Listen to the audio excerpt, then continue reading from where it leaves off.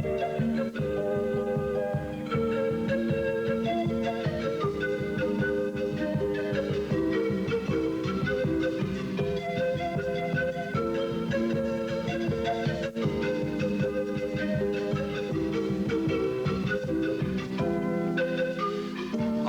Faith Dialogue, a public affairs series at the crossroads of religion and life. Austin Faith Dialogue highlights the interaction of the religious community with the social and cultural issues in the area in and around the capital city. Austin Faith Dialogue is brought to you by Austin Metropolitan Ministries in cooperation with KTBC TV. Join us now for this week's edition of Austin Faith Dialogue.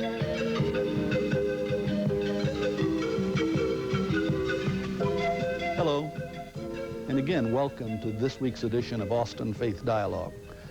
The introduction referred to the fact that on this program we talk about the interaction between our religious convictions, principles, and tradition, and the way life has to be lived in a complicated urban setting.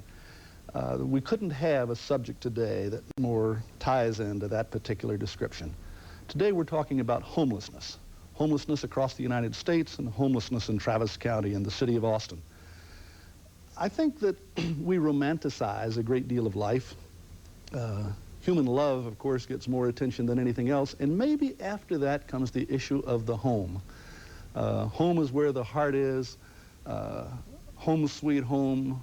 I'll be home for Christmas. There's just an endless sea of cliches and expressions, because in the home we're talking about not a structure of a house and a roof, although that's very important. But we're talking about a set of relationships that makes life possible and bearable. To discuss that with us today, we're blessed to have the mayor of Austin, Bruce Todd. Welcome, Mayor. We really appreciate you taking the time to be with us. Good to be here. My good friend Barbara Carlson, Commissioner of Precinct 2 in the county, and a longtime worker of mine, Michelle O'Reilly, who is a very active leader in the Roman Catholic Diocese, especially on the subject of homelessness. Michelle will have a great deal to tell us about her work. I think that the two sides that we represent here, Michelle and I in a sense representing the religious community and the voluntary community, and Barbara and the mayor representing the resources that are available in the civic structures, represent the two main possible forces of good that can help us deal with this problem. But first, let's talk about, where did it come from? Bruce, 1972, you and I would not have been sitting around talking about the issue of homelessness. We would have people who were homeless. There would be so few, however, that if they wanted help, we would be able to help them. In your opinion, why has this, over the last few years, become such a pressing problem in America and in our local community? Well, I'm not sure I have the answers to all those questions. It certainly is a pressing problem. I just returned a few days ago from the U.S. Conference of Mayors, and the issue always comes up. It's not just an Austin issue, it's one across the country, as you correctly point out. I think there are probably a number of reasons. We have learned that federal government support for social programs and other programs in the last decade has declined 64% all across America. That's a dramatic effect on support services to help those who are sort of marginally getting by, those that may have had homes 10 years ago in 1972 or a decade ago, but now don't. I think to some extent the disintegration of the family, the spreading out, and we've discussed this before, the spreading out of families across the country means that that traditional support service is not there. There are more homeless, in my opinion, that are not out on the streets every day, but are housed temporarily with brothers and sisters and friends, and they may be homeless tomorrow. Yeah. Barbara, what's your perspective on the issue? How widespread do you see it to be? Well, first of all, I'd like to go back and build on something you said that I think is a critical issue.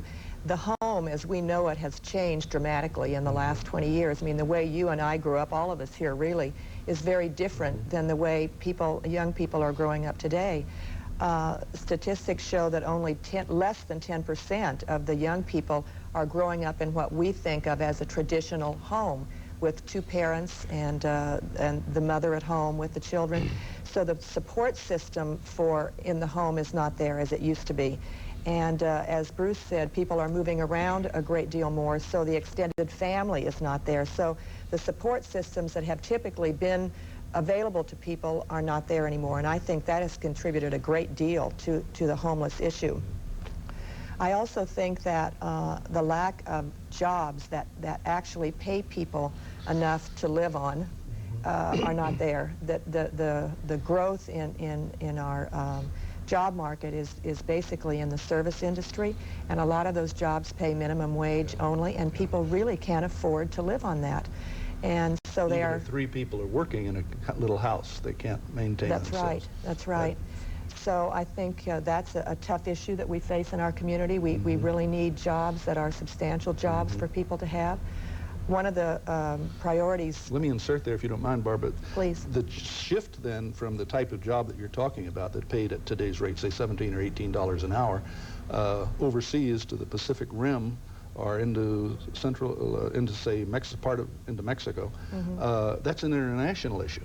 Yes, it that is. The mayor of Austin and the county commissioners at Travis County, really, you don't have much control over it. So some of the problems that we're facing locally have causes that leave us, in a sense, helpless and dependent on power being exercised properly at a higher level. I didn't mean to cut in, but that drop in really productive economic return jobs is an international issue, not a local issue. Yes, it is. We're competing on an international scale for those jobs. That's right. That's right. I think there's also the factor that in Austin we have developed a very good high-tech community, and we've been very successful. Apple Computer, expansion of Motorola, all those kinds of issues. But many that we don't have jobs in some of the lower skill positions where those jobs are so desperately needed, and the homeless would be perhaps candidates for light manufacturing, warehousing kinds of jobs. We just don't have a heavy concentration. We've tended to turn around unclean industry, and that's good for our environment, of course, but it also has created a problem in that particular job market, and I think that's something that from an economic development standpoint, Barbara, at the county, of course, and the city need to work together to try to improve, along with the Chamber of Commerce, to make sure we have some of the economic job diversification that we so terribly need. I think another issue that's certainly nationwide that contributes to this is the health insurance insurance issue. People cannot really afford insurance, and that drives them into homeless situations, and that's an issue that we as a nation really need to struggle with and face. I understand. Expand on that just a little bit. The lack of health insurance drives them into homeless situations. Well, for example, someone may have a job at McDonald's, well, probably not McDonald's. I think they do have health insurance for their employees, but some small corporation that cannot afford to provide health insurance for their employees. So the person then is either left without insurance. So if they have a catastrophic illness or some major medical problem in the family, that drives them into homelessness. They can't afford to pay for it. Or they try to pay for the insurance, and they actually can't pay for that home and all the needs that they have in the family.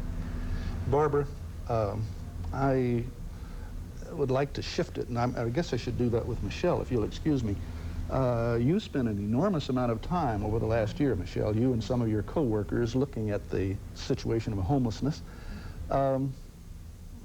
You have any feel for the number of human beings that we're talking about when the mayor refers to people moving in difficult financial straits with a relative? That's not going to show up on statistics. But people who actually sleep on streets or find their way into shelters or sleep in cars, do you even have the slightest rough estimate of what that is in Travis County or the city of Austin?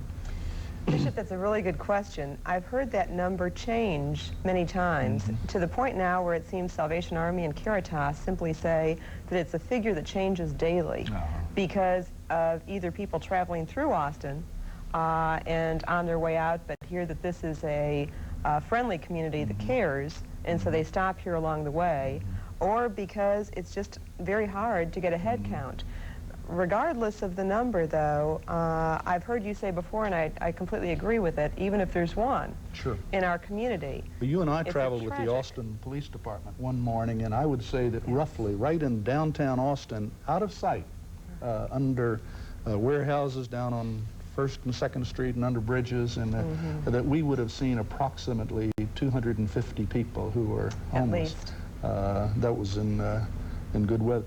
Tell me, Michelle, in terms of, and I'd like the reaction of all of you, when we say homeless, we're not just talking about that person doesn't have an address. Right. We're talking about a devastating reality that person doesn't have a base, can't get mail, can't get a shower. Right. How do you see the effects of homelessness on a family? And then I want to come to family. So many times when we think of the homeless, we think of unemployed men. We think of, in quotation marks, and God forgive me, bums, right. tramps. We've got thousands and thousands of men and women who have children who don't have addresses and a place for a shower. Talk to me for a moment, to us and to our audience, about the effect of what it is to not have a home. I think the effect is one that is absolutely catastrophic. It really affects the human dignity of the individual. For example, just one little scenario, I was visiting with a gentleman the other day who was homeless, and he told me how he'd love to mow our lawn or do work in our yard to be able to exchange for money. I had offered him some money and he declined the money. He wanted to be able to actually do work. And without thinking, unfortunately, at first, I said, oh, great, is there a number I can contact you at? Well, of course, there wasn't. And as we struggled through how we could communicate and get in touch, it became increasingly obvious that this is part of the terrible plight that they're in. There's not an address I can reach him at. There's not a phone number I can reach him at. He doesn't have any relatives in town to be able to communicate with.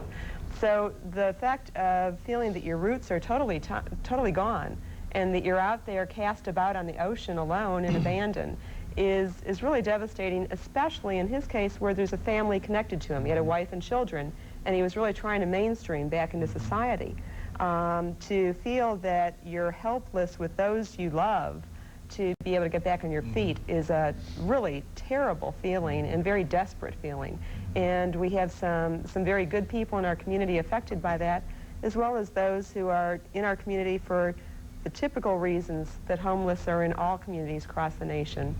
MHMR, veterans of foreign wars who are now struggling emotionally with what they were left with, and those who are simply displaced from a job, who are now looking for a way to mainstream back into society, as well as our substance abusers, and some people who are trying to evade the law.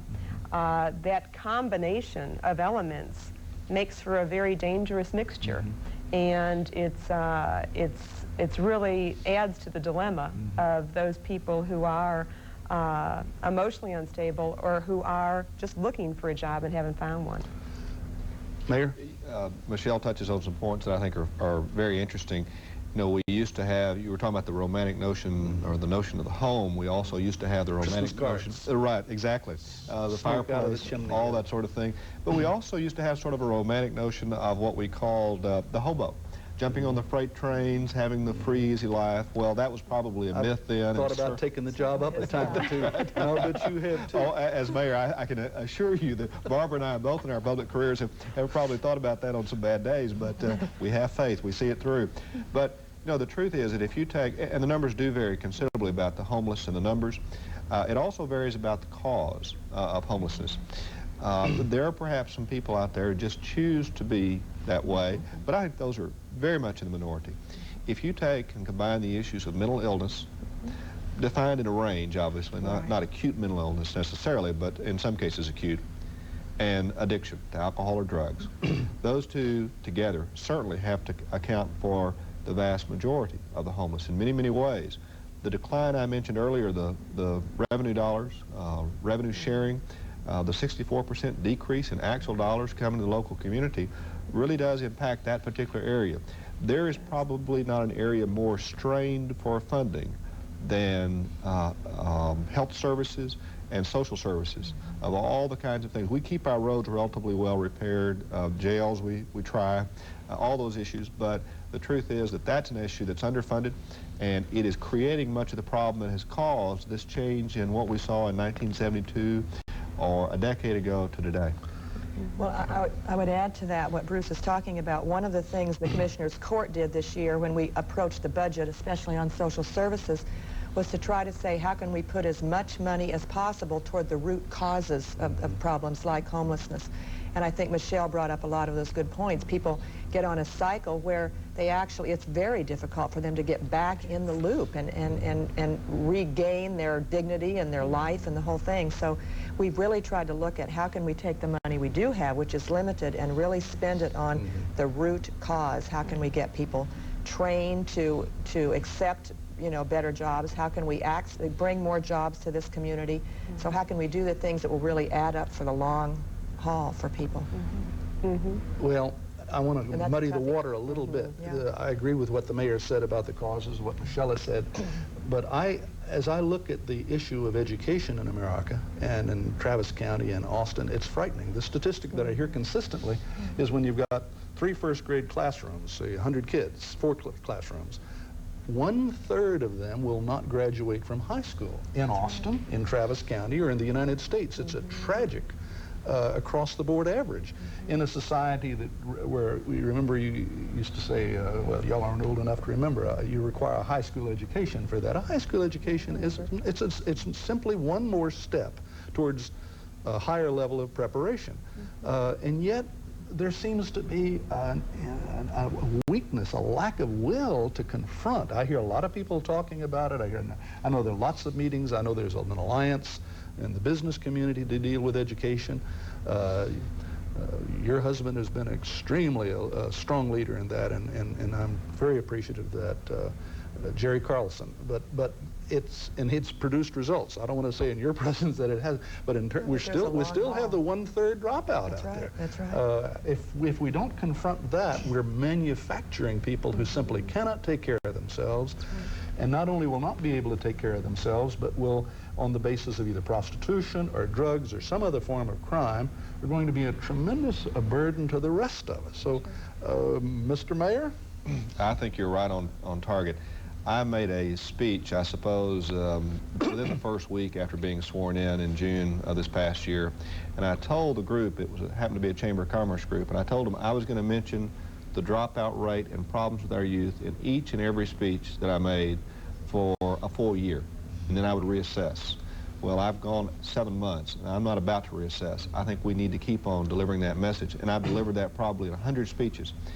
We talk about the environment, we talk about economic development, we talk about mass transit, we talk about all those issues that must be addressed to keep the quality of life in Austin at its present or elevated level.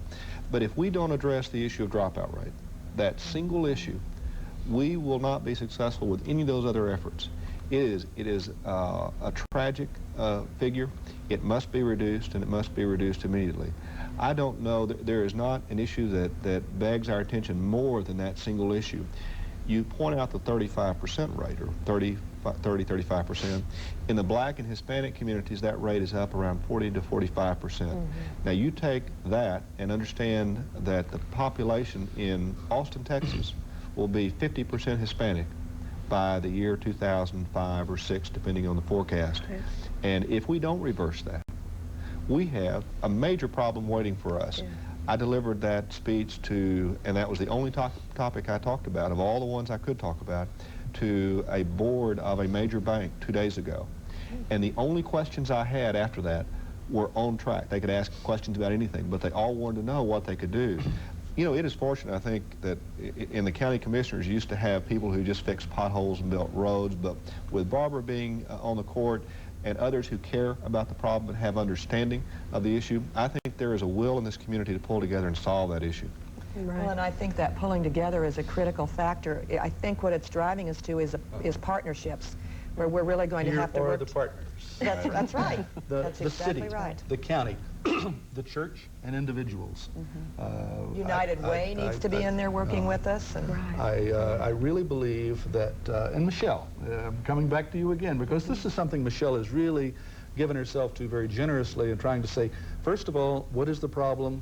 What are the resources? And then how can those resources be tied together? Because although there are a lot of wonderful programs at the city, county, state, and national level, they are so, in the past at least, they have been so disjointed.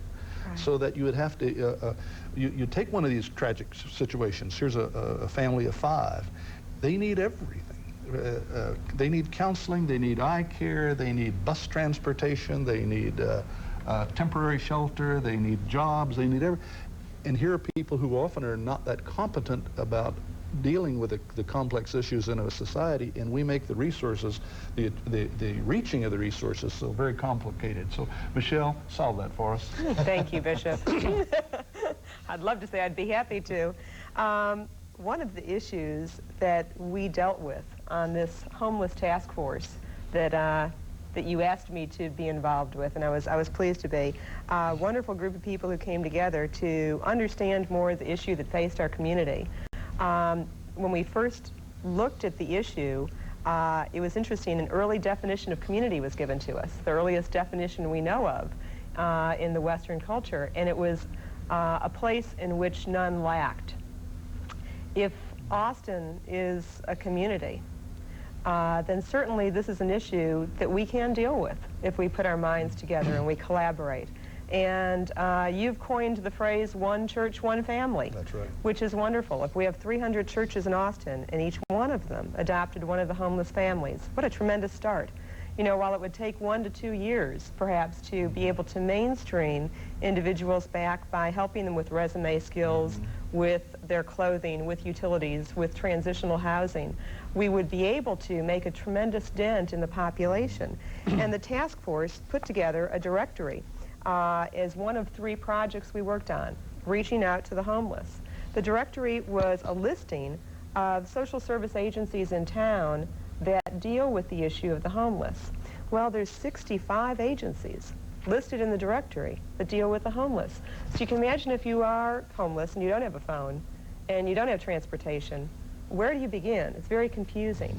The directory that we put out is really for the community, more than the homeless, to say if you want to volunteer, if you want to make a difference in this collaborative effort to assist, then pick up one of these and look in the subject index here, pick out an agency that you'd like to work with, and then from this agency, decide what the volunteer opportunities are that the agency has listed, and actually go to work and start to assist them. A video has also been produced to be able to educate us more on the issue of the homeless, and the directory also lists a tier of 6 recommendations, anywhere from serving lunch at one of the associations here in town, Caritas, etc., down to adopting a family as a group organization or a family yourself and helping to mainstream them back into society. And family, of course, can be, in our terms today, a non-traditional definition. It can be an individual, it can be an individual with 2 children, etc. And so we would really invite everybody to join together and to work on this issue so that it can be one of those issues that we really do define as a true community. None here lacks. Mayor, Someone thank who, you, Michelle. Sure. Someone who's listened to this program this long obviously has some interest in this topic, and I would certainly suggest to someone that they go to the Salvation Army and volunteer for just half a day, Right. or Caritas, just volunteer for half a day. Exactly. You will get more insight into the root causes of homelessness and what can be done as individuals, as church members, as government leaders by that visit than anything else that can possibly be done. And I would urge the viewing audience to do that. The help would gladly be welcomed, of course, but as much as that, it would be a learning experience for each and every member who goes down there of our society to realize what our problem is. It really would be. Another learning experience would be for people to realize what the teachers in our schools are up against, because you talked about education and that whole situation. Teachers today have so many students that come to school not really ready to learn because they are in such need of many of these social services. They don't have clothes, they haven't been fed, and so forth. In fact, we know of some 12-year-olds that are living in a car in Austin and have really no family. They've been kicked out of their family and they don't have any support system at all. So this directory, I think, could be of great help to the teachers that have to seek social services for their students, and a way for volunteers to go into the schools and help with that also would be. That's an excellent idea. Well, I can't speak for Austin Metropolitan Ministries, although I'm very supportive of it. But I know their position, and I would like to think that this particular program of Austin Faith Dialogue represents a coalition It's already been here. We've been working together for a long time, but we need to do more, and we need to do it more effectively. I can speak for one of the major religious traditions in the Austin area of saying that we're certainly prepared to move forward. I know that other members of Austin Metropolitan Ministries will be doing that, other churches. Mayor, I know that you and Barbara, I know that the county are going to be trying to do as best you can. What we need to be is more conscious of it, let the citizens of the area become more conscious of it. And if you looked at it in terms of the resources that we have as a people, it's in a sense, it's a minor problem. But what we don't have most people involved in it. Anytime we're talking about 300 homeless families or 200 homeless families in a population of 500,000, that's a doable problem. But only, my cliche, and it's a very, I believe in it very strongly, one church, one family, and it's something I'll be trying to start on our side over here, is to get the churches to just take a family. If you say to a particular congregation, you need to do something about homelessness in America, I got to go play golf, you know. But if you say, can this congregation of 150 families or 200 families, or in our tradition sometimes 1,000 and 2,000 families, can you take care of 6 people who are desperate, 6 people who are hungry? I think that it's very doable. Well, we talked about cliches and whatnot earlier. Certainly, if home is where the heart is, with a lot of heart, we can get those people into homes, and we can address this issue. That's great. I think, Michelle, you might give us a little advice on follow-up for people who are willing, having listened to this, want to step in with us. Certainly. For a copy of the directory, for a copy of the video, or for the 6 recommendations that the task force has suggested, please feel free to call 476-4888, which is the Diocese of Austin offices. And you can receive a copy of this directory. You can receive a copy of the video. Both, of course, are complimentary, and the list of recommendations for your group or organization to be able to assist with. Michelle, I want to thank you for your work. I want to thank all 3 of you for your participation. I regret sometimes when church people get together that it seems, certainly in an ecumenical sense, that we concentrate on problems. I'm not ashamed of that when I stop to think about it, because I think the church provides a philosophical and theological foundation of why we ought to have a better life. You have the civic structures to help bring it about. We're separate, thanks be to the wisdom of our founding fathers, but we're sharing one nation together, one society together, and together we're responsible for how good or how ill it is. Ours has problems, but it's still the best around. Let's make it even better. I want to thank each and every one of you for joining us, and I wish you a pleasant day.